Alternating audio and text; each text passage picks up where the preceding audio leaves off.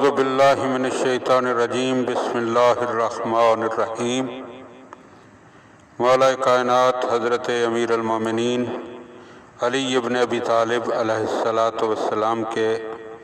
مجموعہ کلام نہج البلاغہ کے تیسرے باب کا 414 نمبر فرمان، اور یہ فرمان 413 نمبر فرمان ہی کے سلسلے کی ایک کڑی ہے۔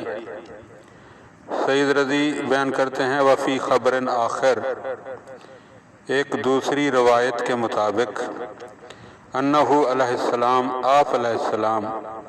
نے قالا لاشعث ابن قیس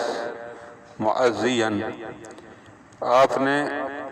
اشعث ابن قیس کو تعزیت پیش کرتے ہوئے فرمایا، ان صبرتا صبرن اقارے میں، اگر بزرگوں کی طرح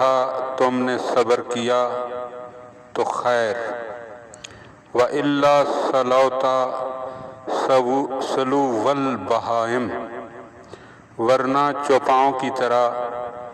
ایک دن تم بھول جاؤ گے۔ یعنی تقریباً عنوان وہی ہے جو پہلے گزر چکا ہے کہ انسان یا تو باعزت اور باکرامت بزرگوں کی طرح صبر کرتا ہے مصیبت پر، اور اگر وہ صبر نہ کر سکے تو پھر اس مصیبت پر اس آنے والی تکلیف کو چوپاؤں کی طرح بھول بھال جاتا ہے۔ اور ایسے جملوں پر انسان کو غور کرنا چاہیے کہ انسان ایسے مواقع پر بزرگی دکھائے، بے صبری نہ دکھائے۔